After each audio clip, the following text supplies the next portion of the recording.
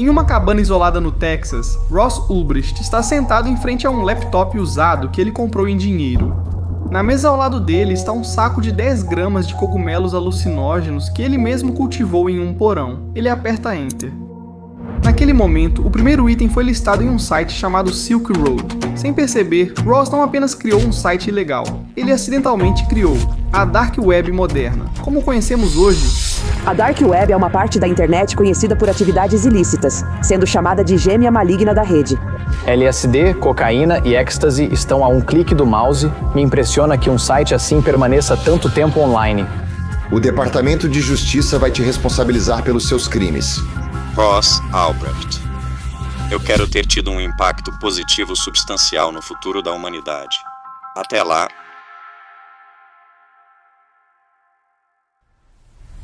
Ross não era criminoso profissional, nem grande usuário de drogas. Ele era um libertário que sonhava com um sistema de livre mercado onde as pessoas pudessem comprar e vender coisas sem a intervenção do governo para construir esse mercado livre que o governo não pudesse rastrear. Ele combinou 3 tecnologias já existentes: Tor, Bitcoin e o bom e velho sistema postal dos Estados Unidos. Essas são as 3 ferramentas usadas hoje para negociar drogas na Dark Web. Na época eu pensei, se o Bitcoin torna os pagamentos anônimos e privados, então do que estamos esperando?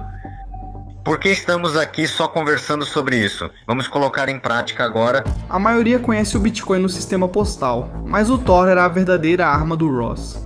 Ironicamente, o Tor foi criado pela Marinha dos Estados Unidos nos anos 1990 para esconder o rastro digital dos militares. O governo dos Estados Unidos tornou o software por trás do Tor público, porque quanto mais usuários na rede do Tor, mais difícil seria espionar o governo dos Estados Unidos. Ross usou o Tor para tornar o Silk Road impossível de rastrear. Não havia como os investigadores descobrirem quem estava comprando ou vendendo no site. Naquela cabana no Texas, Ross sabia que se um único dado fosse rastreado até o seu endereço de IP, seu experimento terminaria em uma cela de prisão, antes mesmo de começar.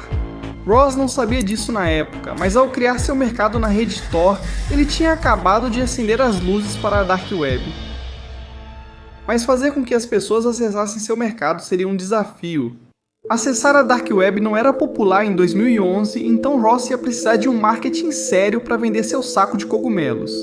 Ross então criou uma persona online chamada Altoid. Ross começou a postar com o nome Altoid em fóruns populares como o Shroomery.org, que era apropriado para usuários de cogumelos, e o BitcoinTalk.org, que ainda era muito pequeno. Lá em 2011, em vez de dizer "eu criei este site", ele se disfarçou como um usuário curioso da Silk Road que havia descoberto o marketplace. Suas postagens geralmente seguiam um formato semelhante.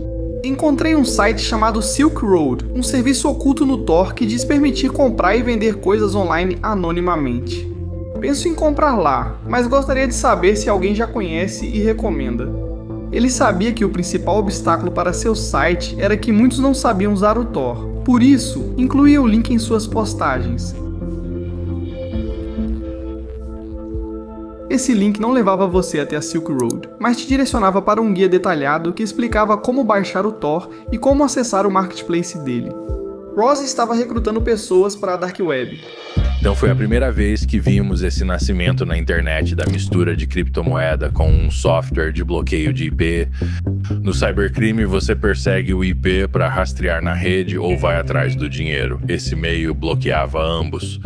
Uma vez que esses compradores curiosos de cogumelos entravam na Dark Web, eles precisavam encontrar o marketplace específico de Ross. Todo site na Dark Web usa uma URL que termina em Onion. Enquanto o .com instrui seu navegador a buscar na internet pública, .onion faz o Tor permanecer em uma rede criptografada que oculta sua identidade. O guia de instruções de Ross dava aos usuários a URL exata para digitar. Finalmente, Ross conseguiu que seus primeiros usuários acessassem a Silk Road na Dark Web. O único estoque disponível no site dele eram alguns cogumelos que cultivava no porão. Ross listou esses cogumelos por um preço muito baixo para atrair os primeiros compradores. Anunciar seu próprio produto permitiu que Ross desempenhasse o papel de vendedor, ajustando as falhas de sua loja ilegal em tempo real. Ross finalmente conseguiu que um de seus usuários aceitasse e escolhesse comprar os cogumelos. Ross ficou eufórico. Ele escreveu em seu diário: "Aquele dia, meu primeiro pedido, nunca vou esquecer. Fiquei tão empolgado que não sabia o que fazer comigo mesmo. Mas Ross precisava se concentrar, pois era hora de testar seu sistema de pagamento. Aqui, a segunda tecnologia, o Bitcoin, foi essencial. Você sabe o que é? É uma moeda digital, está realmente tentando se tornar a moeda da internet. Eles pagam pelos itens usando bitcoins, uma moeda online. Não há como rastrear o dinheiro, não há como rastrear com quem você está falando. Na verdade, pode estar em qualquer lugar do mundo. Basicamente, existe um número limitado de bitcoins, e eles são uma moeda virtual. Ao contrário da Amazon, na Silk Road era preciso comprar Bitcoin e depositar no saldo, não bastava passar o cartão de crédito. Como não é necessário nome, identidade ou seguro social para ter Bitcoin, as transações na Silk Road podiam ser totalmente privadas. Mas em um mercado cheio de criminosos, como ganhar confiança? Ross resolveu isso criando um sistema de custódia na Silk Road. Ao clicar em comprar, o Bitcoin não era enviado ao vendedor, mas retido em uma conta central controlada por Ross. Os fundos só eram liberados ao vendedor após o comprador confirmar o recebimento das drogas pelo correio. Se o pacote nunca chegasse, então Ross intervinha como juiz, mas Ross sabia disso. Mesmo com esse sistema de custódia, um agente federal habilidoso ainda conseguiria rastrear um Bitcoin específico na blockchain pública. Para tornar o dinheiro realmente irrastreável, ele criou uma camada final de segurança, um sistema de mistura. Esse sistema de mistura funciona dividindo cada pagamento liberado ao vendedor em dezenas de pagamentos menores. Então, basicamente, em vez de o vendedor receber um Bitcoin inteiro por uma venda, ele receberia primeiro 0,13, Bitcoin depois, imediatamente 0,22, Bitcoin depois 0,17, Bitcoin depois 0,03 Bitcoin e assim por diante. Até que todos esses pequenos pagamentos somem um Bitcoin inteiro. Quando o Bitcoin chegava ao saldo do vendedor, ele já era uma mistura de moedas de centenas de pessoas diferentes, e era praticamente impossível rastrear. Ross achava ter criado o mercado perfeito, sem controle do governo, e agora testaria sua primeira venda. O comprador do primeiro pacote de cogumelos enviou o Bitcoin ao serviço de custódia da Silk Road. E agora Ross precisava testar sua terceira tecnologia-chave do processo, o sistema postal dos Estados Unidos. Para seu primeiro pacote de cogumelos, ele se concentrou no maior indício pelo correio, o cheiro. Para esconder isso, Ross usou um selador a vácuo de cozinha básico. Ele colocou os cogumelos mágicos em um saco plástico e retirou todo o ar. Isso não só comprimiu o produto para deixá-lo achatado, mas também prendeu as moléculas de odor dentro. Para aumentar a segurança, ele limpou o exterior do saco com lenços de álcool, eliminando esporos de cogumelo que cães farejadores poderiam detectar. Ele colocou o saco achatado e lacrado dentro de um envelope branco padrão de escritório, com a intenção de parecer apenas uma correspondência comum e sem importância. Ele imprimiu uma etiqueta com o endereço para onde o envelope deveria ser enviado e usou um endereço de remetente falso para que o pacote não pudesse ser rastreado até ele. Ross então dirigiu de sua cabana isolada no Texas até o correio mais próximo. Em vez de entrar e falar com um atendente, ele simplesmente deixou o envelope em uma caixa de coleta do lado de fora. Dias depois, o comprador que conheceu a Silk Road pelas postagens de Autod no fórum confirmou ter recebido o pacote. Os cogumelos estavam intactos, o lacre a vácuo permaneceu, e o carteiro entregou o saco de cogumelos diretamente na porta do comprador sem nenhum problema. Essa única entrega era a prova de conceito que Ross estava procurando? Essa transação provou isso. Se você usar Tor para ocultar o IP, Bitcoin para esconder o dinheiro e lacre a vácuo para disfarçar o cheiro, você poderia mover drogas pelo país com quase zero risco de ser pego. Ross sabia que tinha o plano para expandir a Rota da Seda além dos cogumelos do seu porão. Nos meses seguintes, vendi cerca de 5 kg de cogumelos pelo meu site, com pedidos variando de 1 a 100 gramas. Logo vendi tudo. Pensando agora, talvez devesse ter aumentado meus preços e prolongado as vendas, mas pelo menos estava totalmente digital, sem riscos físicos. Em pouco tempo, o tráfego começou a aumentar, as pessoas começaram a notar, pessoas inteligentes e interessadas. Nos primeiros meses da Rota da Seda, Ross estava aprendendo a administrar o site na prática. Ele estava aprendendo sozinho a linguagem de programação PHP enquanto trabalhava. E como a Rota da Seda foi construída com um código básico, o site caía constantemente, mesmo com poucos usuários. Nos primeiros dias, ele passava o tempo todo corrigindo bugs no código e combatendo hackers de pequeno porte que já tinham descoberto o site, escreveu Ross em seu diário na época. Um hacker identificou falhas graves no meu código. Enviei para ele revisar e ele respondeu: "Isso é amador." Eu sabia disso, tentei trabalhar com ele, mas ele perdeu o interesse. Como não cobrava comissão, só podia pagar com o dinheiro dos cogumelos. Até esse ponto, Ross estava administrando todo o site sozinho, desde processar transações, enviar mensagens para os compradores e atualizar o código. Ele trabalhava horas excessivas, mas o que aconteceu depois mostrou que esse trabalho não era para uma pessoa só. No dia 1º de junho de 2011, às 16h20, talvez uma coincidência ou talvez apenas um editor com senso de humor, o site Gawker publicou um artigo sobre a Silk Road. Eles explicaram a Silk Road como a Amazon.com das drogas ilegais. O artigo também explica como as compras são feitas com bitcoins e que um bitcoin vale cerca de $8,67, embora a cotação varie muito todos os dias. Observação: $8,67 por Bitcoin é 9.300 vezes menos do que o valor do Bitcoin atualmente. Este artigo do Gawker fez a Silk Road ganhar muita popularidade. O Gawker fez uma grande matéria sobre isso e depois o senador Chuck Schumer comentou: é o mercado de drogas mais descarado do mundo e precisa ser fechado. O que se encontra para comprar na internet oculta é chocante: drogas e armas. O site Silk Road é um alvo especial para as autoridades. É um enorme mercado online onde pessoas vendem drogas que são enviadas para clientes do mundo todo. O site cresceu para milhares de usuários e Ross estava sobrecarregado. Muitos vendedores queriam entrar, incluindo vários golpistas de baixa qualidade. Ross criou um sistema de avaliação no qual vendedores recebiam pontos de karma, funcionando como avaliações positivas ou negativas, similar à Amazon. Compradores só adquiriam de vendedores legítimos, com alto karma, e os golpistas eram filtrados. O marketplace passou de um estoque de 10 gramas de cogumelos para agora ter uma cornucópia de drogas à venda. A Rota da Seda apresentava haxixe afegão, maconha sour 13 LSD, ecstasy, cocaína e heroína black tar, tudo disponível para compra com um clique. Bem nessa época, Ross escreveu em seu diário: 2 senadores dos Estados Unidos se manifestaram contra o site e contra o Bitcoin. Comecei a ficar com a cabeça ruim, estava mentalmente esgotado e agora me sentia extremamente vulnerável e assustado. O governo dos Estados Unidos, meu maior inimigo, sabia de mim e alguns membros pediam minha destruição. Para uma garota chamada Julia, namorada de longa data de Ross, as coisas tinham ido longe demais. Julia era a única que sabia que Ross estava por trás da Silk Road e ela começou a ter ataques de pânico regularmente. Ela desconfiava dos homens no supermercado, achando que podiam ser policiais disfarçados por saberem que ela vivia com o criador da Silk Road. Julia queria que ele desistisse, mas Ross decidiu insistir ainda mais. Numa noite de 2011, Ross voltou para a cabana no interior do Texas e tinha algo empolgante para mostrar a Julia. Ele abriu o laptop, apertou alguns botões e girou o computador para Julia ver. Ross disse: "Olha, essas são armas que acabaram de ser anunciadas no site."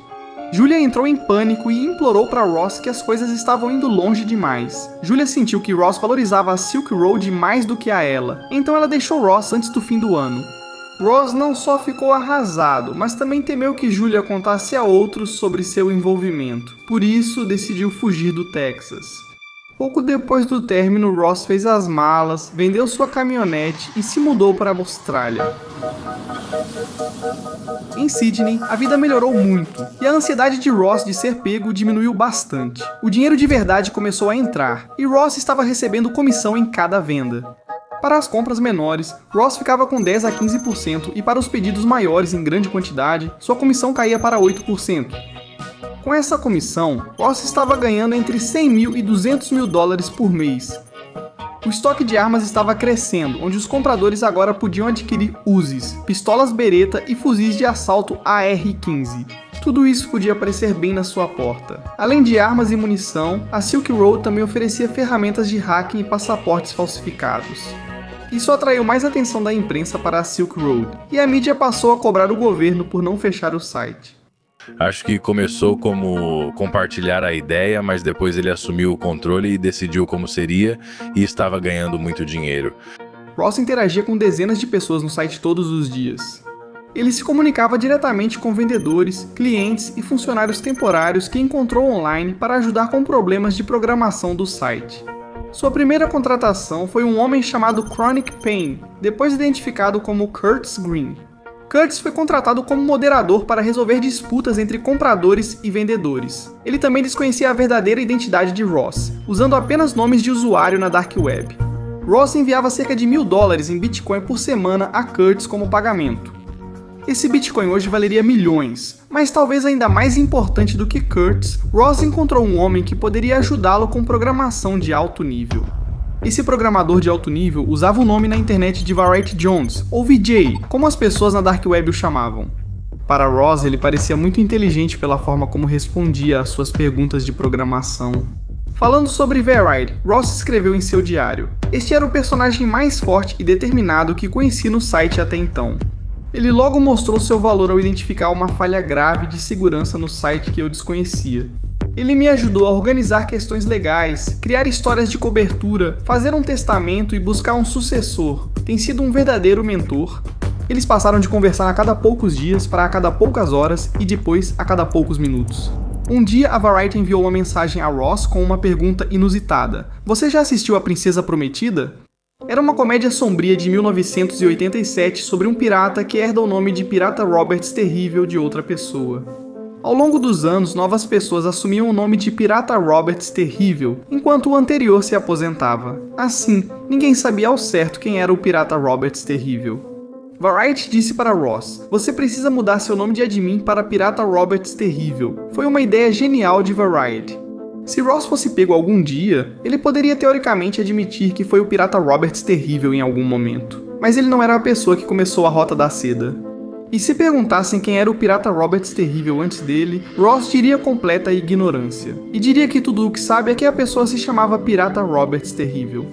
Essas ideias que Variety teve para melhorar a segurança da Rota da Seda fizeram Ross confiar cada vez mais nele. Já era 2013. Ross já estava há mais de 2 anos construindo a Rota da Seda e acreditava que era invencível. Mas um dia, um e-mail apareceu na caixa de entrada de Dread Pirate Roberts com uma oferta obscura. A mensagem veio de um usuário cujo nome era Knob, que escreveu: "Senhor Rota da Seda, sou um grande admirador do seu trabalho. Brilhante, absolutamente brilhante. Vou ser breve e direto ao ponto. Quero comprar este site. Estou nesse ramo há mais de 20 anos. A Rota da Seda é o futuro do tráfico." Ross respondeu que o preço inicial do site era de 9 dígitos e afirmou: "Isso é mais que um negócio. Para mim, é uma revolução e está virando a obra da minha vida. Não seria fácil passar o bastão sem prejudicar o empreendimento, e neste momento isso é mais importante para mim do que o dinheiro." O agente antidrogas, disfarçado como Knob, estava sentado em sua mesa lendo essa mensagem de Dread Pirate Roberts e quase engasgou.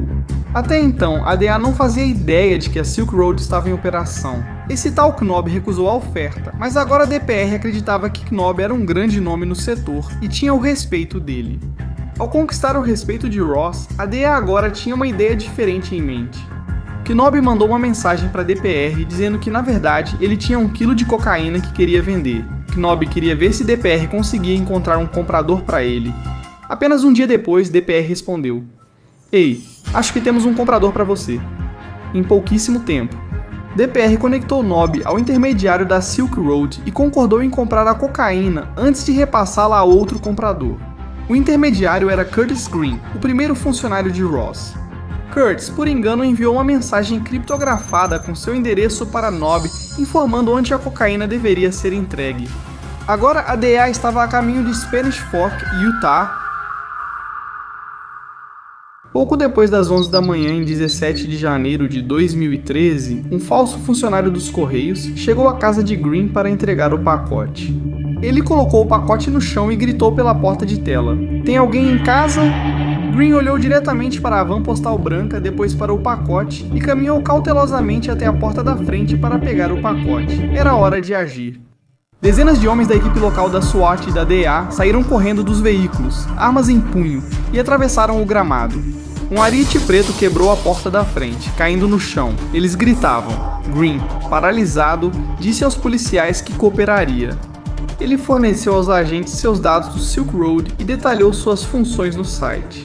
O problema era que nem Curtis Green sabia quem era Dread Pirate Roberts. Ele só conhecia o nome de usuário no Silk Road. Esse foi um passo na direção certa, eliminando com sucesso um dos funcionários do Silk Road. Mas, com essa prisão, eles não chegaram mais perto de descobrir quem era o verdadeiro líder. Mas mais tarde naquela noite, a história tomou um rumo insano. Um dos agentes que estava lá prendendo Curtis Green mais cedo naquele dia usou o nome de usuário e a senha de Green para entrar na conta dele no Silk Road, se passando por Curtis. Isso. O nome do agente da DEA era Sean Bridges, e ele era um especialista em perícia computacional. Ele sabia exatamente como operar o back-end desse site sem ser detectado pelos outros agentes da DEA. Assim que assumiu o controle da conta de administrador de Green, ele esvaziou os saldos de muitos dos principais vendedores do Silk Road, roubando o Bitcoin deles. Ele transferiu cerca de 20 mil Bitcoins para uma carteira pessoal dele. Isso valeria 1,7 bilhão de dólares americanos hoje. Como o dinheiro estava sendo movimentado pela conta de Green, Ross tinha 100% de certeza de que Green estava roubando o marketplace. Ross não sabia que Green estava sob custódia federal e achava que ele sabotava tudo o que havia construído.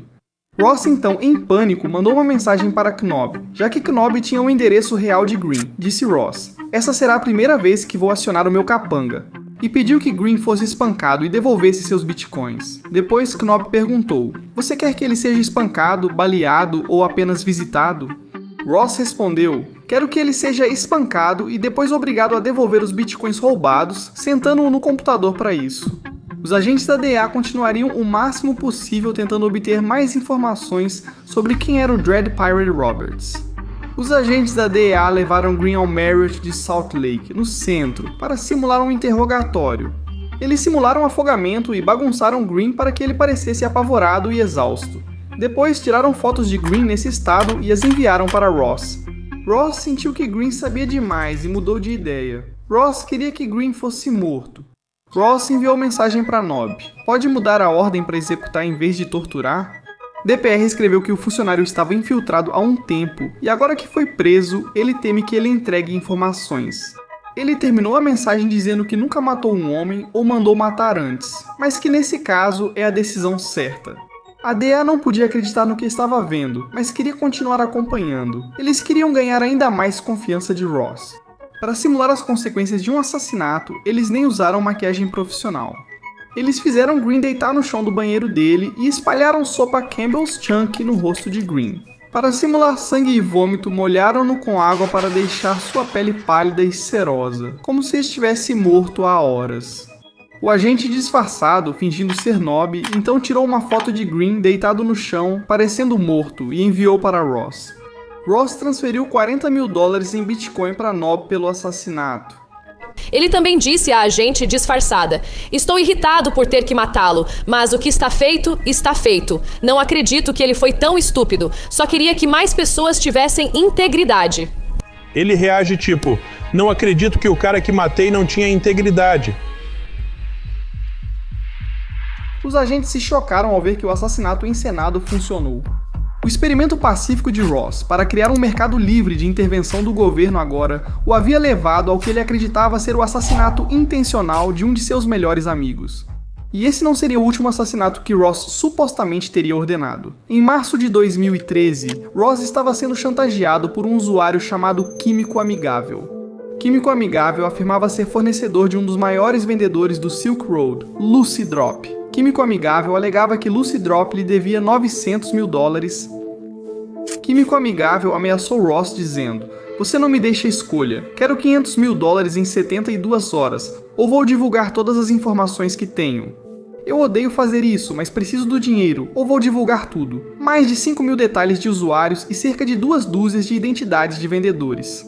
Para Ross, esse era um dos seus maiores pesadelos. Toda a fundação do Silk Road foi construída na ideia de permanecer anônimo. Ross, em vez de pagar a chantagem, foi até Lucy Drop e perguntou: "Quem é esse cara? Vocês realmente devem dinheiro para ele?" Lucy Drop então respondeu dizendo: "Friendly Chemist é um vigarista e um completo problema."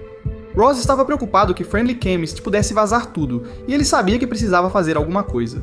Lucy Drop eventualmente coloca Ross em contato com outro usuário que deveria ser capaz de lidar com a situação. O usuário atende pelo nome de Red White. Após algumas apresentações ao conhecer Red White, Ross enviou uma mensagem: "Olá de novo, RW.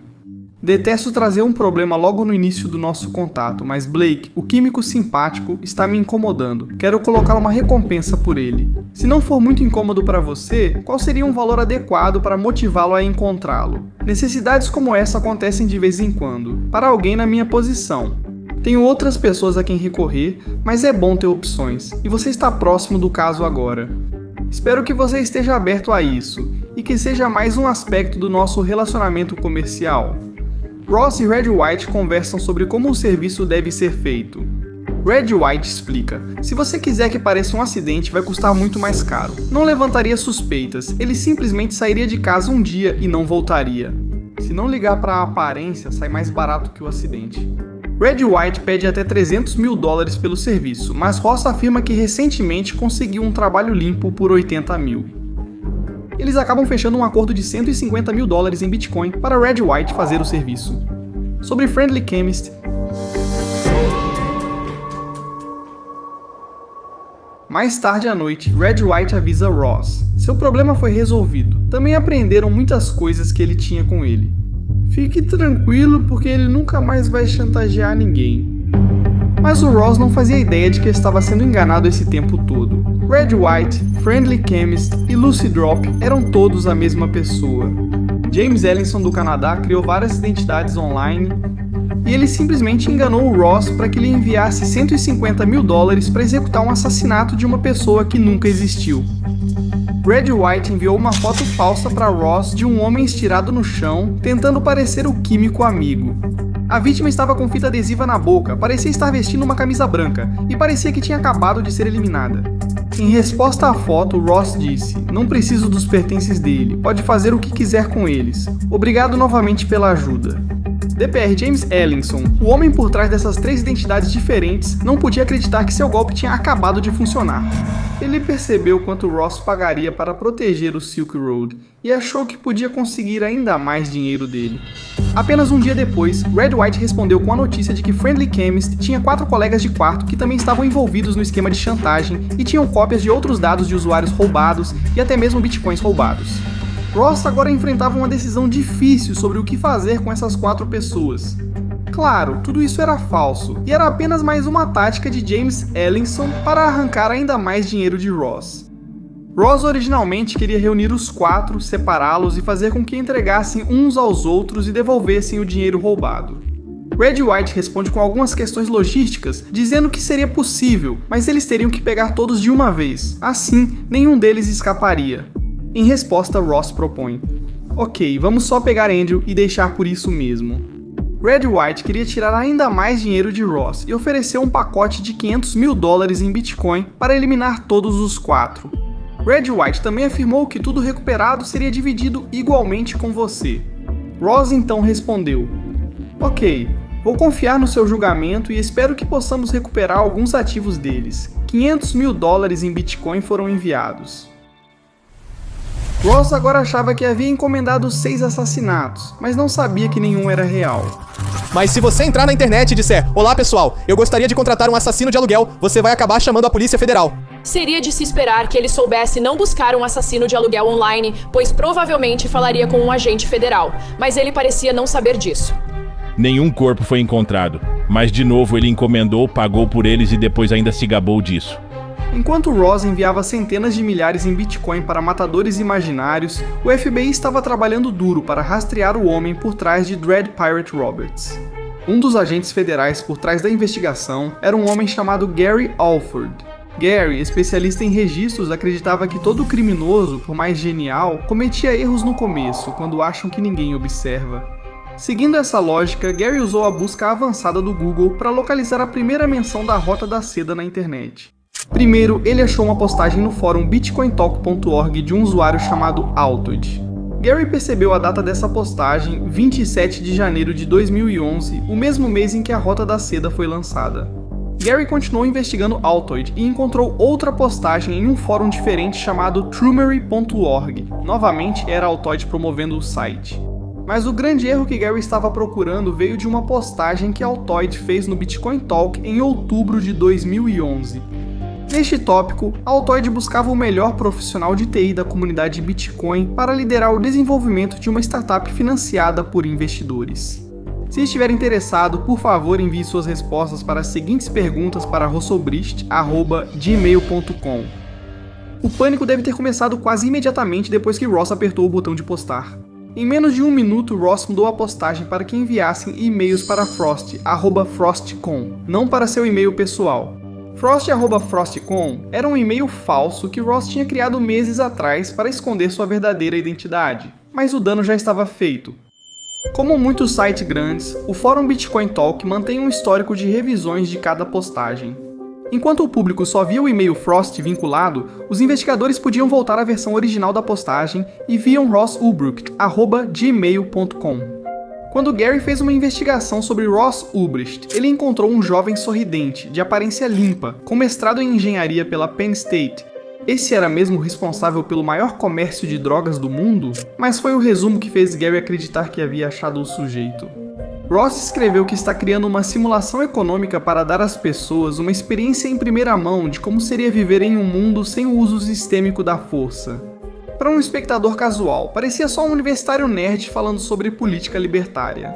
Mas para Gary Alford, que passou meses pesquisando Dread Pirate Roberts, a linguagem era quase idêntica. Dread Pirate Roberts também pregava na Silk Road sobre um mercado livre fora do alcance do governo.